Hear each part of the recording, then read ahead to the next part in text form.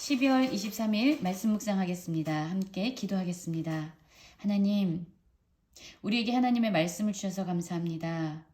그 말씀을 기준으로 우리가 진리와 거짓을 분별할 수 있도록 우리에게 참된 지혜와 명철과 분별력을 허락하여 주시옵소서. 예수님 이름으로 기도했습니다. 아멘. 오늘의 말씀은 베드로후서 2장 1절부터 9절까지의 말씀입니다. 말씀을 함께 살펴보시기 전에 말씀 꼭 읽으시고 개인적으로 하나님께서 각자에게 주시는 말씀을 꼭 듣고 또한 순종하는 삶을 살아가시기 원합니다. 2장 1절입니다. 그러나 백성 가운데 또한 거짓 선지자들이 일어났었나니 이와 같이 너희 중에도 거짓 선생들이 있으리라. 그들은 멸망하게 할 이단을 가만히 끌어들여 자기들을 사신 주를 부인하고 임박한 멸망을 스스로 취하는 자들이라 라는 말씀으로 시작하고 있습니다. 그렇습니다. 우리는 예수 그리스도를 믿는 그 믿음으로 말미암아 하나님의 자녀가 되었습니다. 그리고 예수 그리스도와 하나님을 알므로 또한 그분이 주신 그 믿음 안에서 경건한 삶을 살아갈 수 있는 그러한 자들로 부르심을 입었죠. 그런데 여러분, 우리 중에도 이 베드로가 있었던 그 교회 공동체 가운데 거짓 선지자들이 일어났다라고 얘기합니다. 그들의 목적은요, 그들의 결국은 바로 멸망하게 할이라고 나오고 있습니다. 예수 그리스도께서 이 땅에 오심은 또한 우리에게 진리를 주심은 우리를 자유케 하실 뿐만 아니라 우리에게 영원한 생명을 주시기 위한 것이었죠. 그런데 여러분, 이 거짓 선생들의 목적은요, 바로 멸망으로 이끄는 것, 멸망하게 하는 그것이 목적이었습니다. 거짓 선생들, 즉 이단이라고 얘기하는데 이단은요, 한자로 달을 이 끝단자입니다. 그래서 끝이 다른 거예요. 거의가 다 흡사해서 잘 분별할 수 없는데 그 끝이 다른 것을 바로 이단이라고 얘기하죠. 그래서 정말로 거짓과 진리를 분별하기 위해서는 바른 기준이 있어야 합니다. 여러분 그런 이야기를 들어보셨나요? 위조 지폐와 진짜 지폐를 구분하는 방법은요.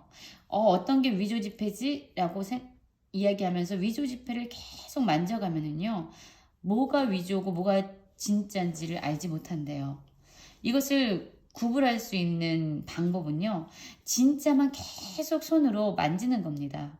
그래서 이 손이 진짜가 뭔지를 익숙하게 하는 거예요. 그래서 이제 이 진짜가 뭔지 알고 나서 가짜를 만지면요. 이거 가짜다라고 금방 분별할 수가 있게 되겠죠. 여러분 마찬가지입니다. 우리가 거짓과 진리를 분별하기 위해서 하나님의 진짜의 말씀과 거짓 이단을 분별하기 위해서는요. 이단이 어떤가 한번 들어보자 라고 하는 방법은 되게 어리석은 방법이에요. 미혹의 영에 이끌려서 오히려 거짓을 진짜로 받아들일 수 있습니다. 여러분 우리가 거짓과 진리를 분별하는 길은요. 진정 하나님의 말씀을 계속 붙잡고 그 말씀을 알기 위해서 우리가 힘쓰는 것입니다. 말씀을 하나님의 관점으로 하나님의 마음으로 우리가 해석하고 또 깨우쳐 알게 될 때에 거짓이 들어오면 무엇이 거짓이고 무엇이 진짜인지 분별할 수 있는 능력이 생기는 거죠. 그래서 그리스도인들에게 가장 중요한 것은 분별력입니다. 이단을 가만히 끌어들였는데 이 이단 멸망하게 할이라고 얘기하죠. 그리고 이들의 특성은요. 자기들을 사신 주 예수 그리스도가 우리를 자신의 생명을 다 내어주시면서 십자가에 자기의 생명을 내어주시면서 다시 부활하셔서 우리를 영원한 생명을 얻을 수 있는 그 길을 열어주셨죠. 그래서 이제 우리의 인생의 진정한 주인은 예수 그리스도입니다. 그런데 이 거짓 선생들과 이단들은요. 바로 예수 그리스도를 부인하고 임박한 멸망을 스스로 취하는 자들이라고 얘기하고 있습니다. 또한 이들의 삶의 모습에 대해서 나오고 있는데요. 이들은 호색하는 것을 따른다라고 얘기해요. 성적인 욕망에 끌려서 살아가고 있는 거죠. 방탕하게 사는 것이죠. 그래서 이들의 그런 삶에 경건하지 아니한 자기 정욕과 자기 욕망에 사로잡혀 있는 이들의 삶은 진리의 도가 비방을 받게 한다라고 얘기합니다. 여러분 이것은 베드로가 살아있을 이 당시뿐만 아니라 바로 지금 오늘을 살고 있는 그리스도인들에게도 동일하죠.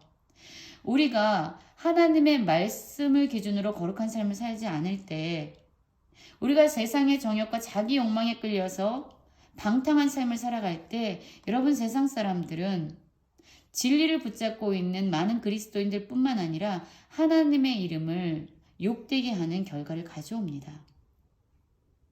그래서 진정 믿음이 있는 사람들이라면 경건한 삶을 살아가야만 합니다. 진짜 살아있는 믿음을 가지고 있는 사람은요, 당연히 경건한 삶을 살아가게 돼 있습니다. 그런데 이 거짓을 행하면서 그들의 삶을 방탕 가운데 가고 있는 이 사람들의 그 중심에는 뭐가 있냐면요, 바로 탐심이 있는 거예요.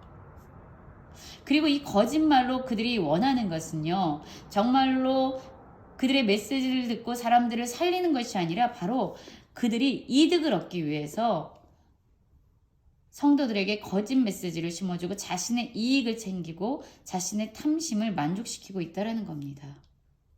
그런데 착각하지 말라고 지금 베드로는 이야기합니다. 심판은 옛적부터 지체하지 아니하며 그들의 멸망은 잠들지 아니하니라. 그들의 멸망은 그렇게 죄악과 방탕 가운데 살아가고 있는, 이기심 가운데 살아가고 있는 그들의 멸망은 반드시 지체치 아니하고 게으르지 아니하고 반드시 이루어진다라는 말씀이죠. 하나님이 범죄한 천사들을 용서하지 아니하시고 지옥에 던져 어두운 구덩이에 두어 심판 때까지 지키게 하셨다.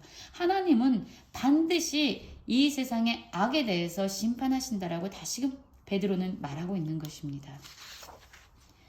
그리고 또한 그 역사적인 증거를 이제 제시하면서 하나님의 심판이 얼마나 엄중하게 반드시 이루어질 실제인지에 대해서 이야기를 계속 해나갑니다.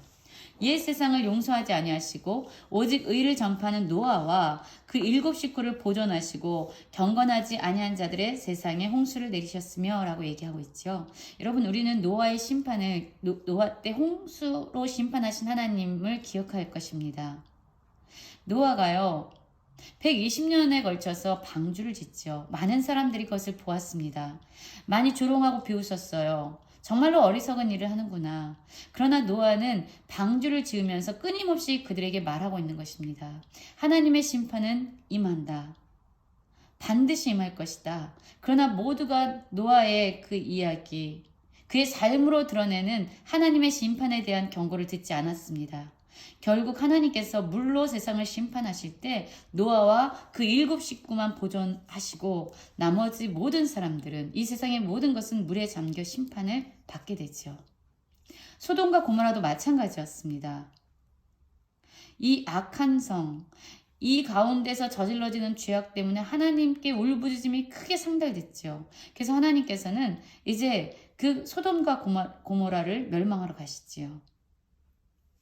그리고 그곳에 있는 무법한 자들의 음란한 행실, 그것을 멸망시키십니다. 불의 심판으로 인해서 그것을 완전히 멸망시키시는데, 그곳에 살고 있었던 이 롯을요, 하나님께서 건져내시지요.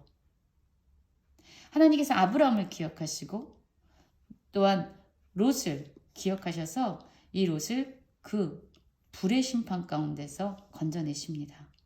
여러분, 그렇습니다. 심판은요, 반드시 악에 대한 멸망과 징계가 포함되어 있지만요, 하나님의 사람들, 하나님을 믿고 의로워진 그 사람들을 향한 구원 역시 포함되어 있는 것이 심판입니다. 그래서 심판은 이중적인 의미가 있어요. 믿는 자들에게는 참된 구원과 기쁨을, 그러나 믿지 않고 악을 행하는 자들에게는 멸망과 징계와 저주를. 그래서 심판의 의미는 2가지입니다. 여러분, 주님이 지금 오신다면 기쁘시겠습니까? 아니면 조금만 있다 오세요 라는 그런 마음을 우리가 품을까요? 심판은 2가지의 의미가 있죠.